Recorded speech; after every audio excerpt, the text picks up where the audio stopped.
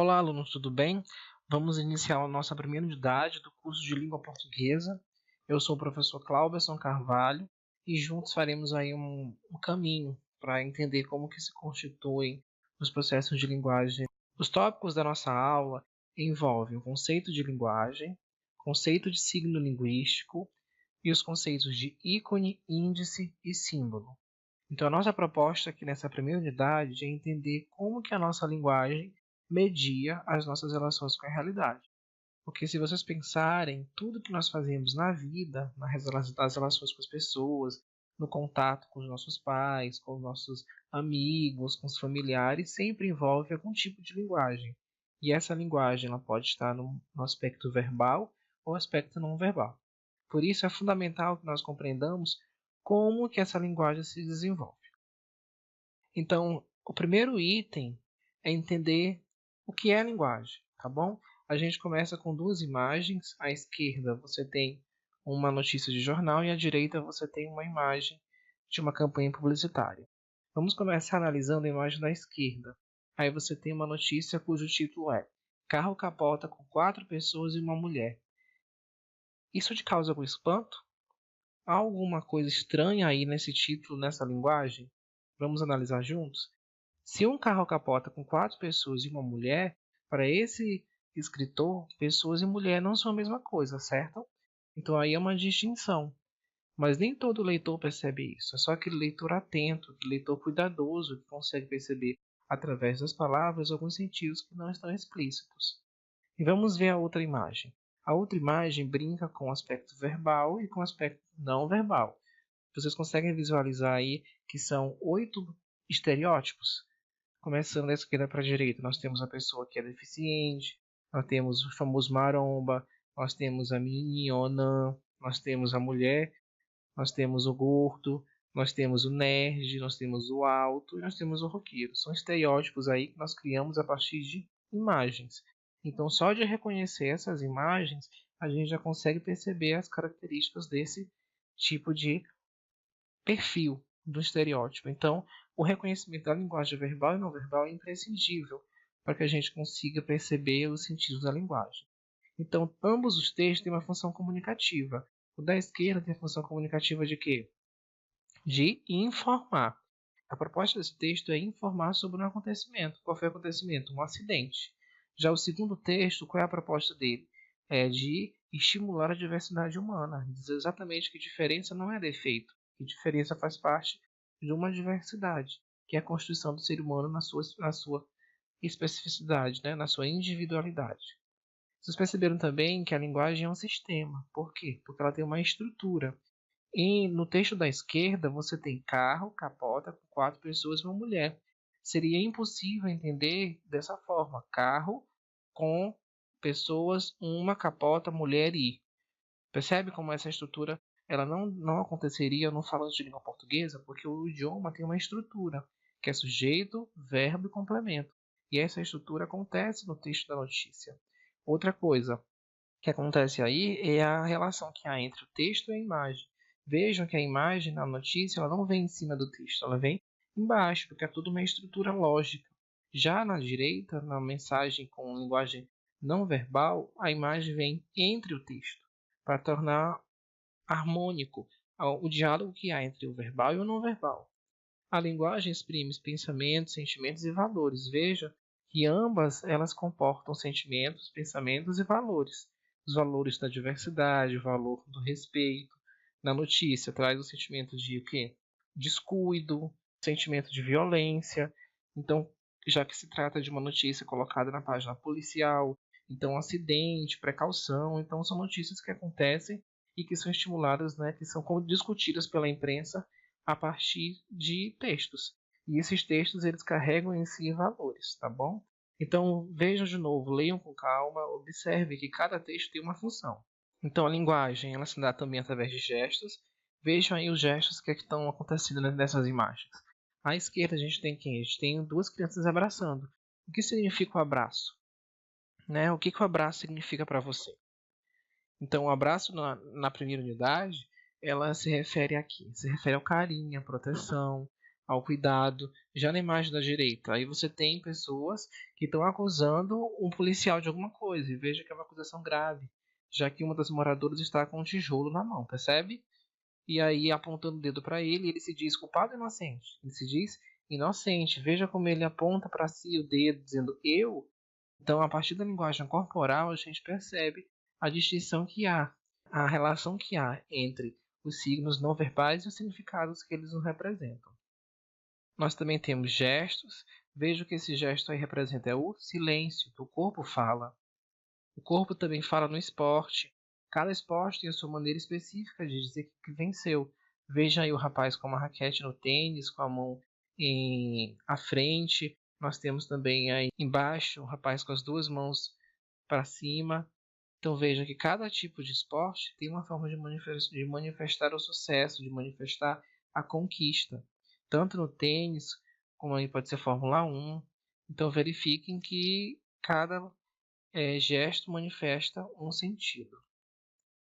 Nós temos também em outras culturas o significado de alguns gestos. Vejam que aí na cultura oriental, eu juro, é com o rapaz com a mão na cabeça, né? A mão em cima da cabeça, ele está bêbado aí perto do nariz, a desculpa como se fosse símbolo da paz.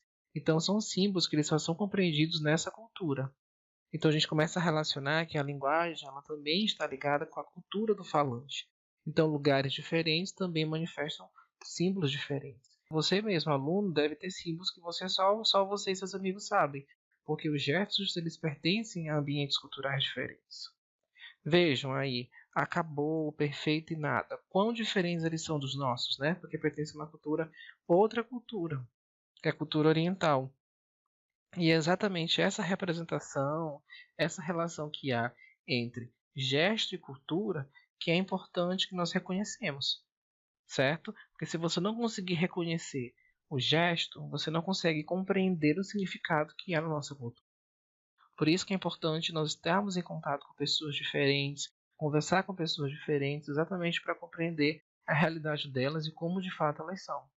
Vejo que tem gestos que você não reconhece porque você não sabe a cultura. Agora, tem gestos que pertencem à nossa cultura e nós não conseguimos reconhecer. Isso é fruto do quê? Da falta de conhecimento e da falta de entrosamento. A falta de conhecimento da cultura do outro. E é exatamente isso que se faz nas relações humanas, tá bom? De conhecer o aluno, de conhecer o pai, de conhecer seu colega, nós seremos futuros professores, reconhecer nossos alunos e os gestos que eles manifestam. A linguagem também está presente na dança.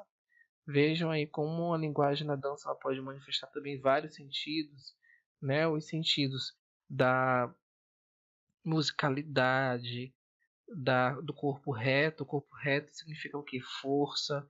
Veja que são sentimentos de suavidade. Então o corpo fala nos espetáculos.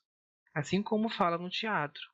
E no teatro nós temos aí várias dimensões da linguagem, que é a dimensão verbal, com o texto, a dimensão visual, com a vestimenta, com a encenação, e o sonoro, com as músicas que compõem a trilha sonora. Então aí você tem o significado de fato da linguagem, que é a miscelânea de modalidade. E o cinema também, como uma grande obra de arte, né, todos nós gostamos de assistir, e com as manifestações também da linguagem.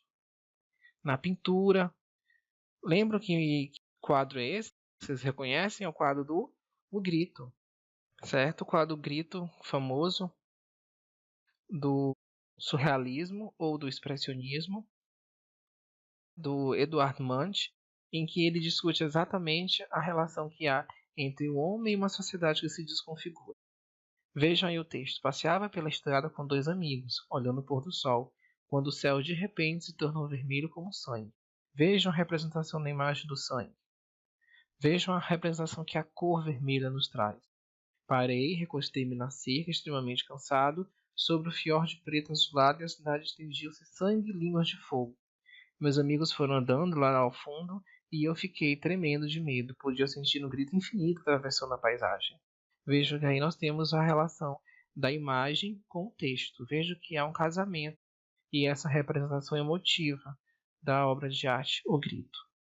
Então, a linguagem, como eu falei para vocês, ela pode estar representada no aspecto verbal e não verbal. Então, o verbal é aquela que utiliza a língua, oral ou escrita, cuja unidade básica é a palavra. E temos a não verbal, aquela que utiliza qualquer código que não seja a palavra, principalmente música, texto, música, o som, através do sinal, e a dança. O texto verbal, ele tem comunidade a palavra, e o texto não verbal tem comunidade qualquer outro código que não seja a palavra. Vejam aí essa imagem do Dia do Arquiteto. Veja que além do texto verbal, temos um texto não verbal, que são esses riscos, são esses rascunhos que nos remetem à profissão de arquiteto. Então, nós trabalhamos com um conceito de signo linguístico. O que é signo linguístico? Refere-se a uma representação da realidade por meio da palavra. Por exemplo, quando você ouve a palavra livro, algum amigo seu falou livro, na sua cabeça já se cria a imagem de um livro.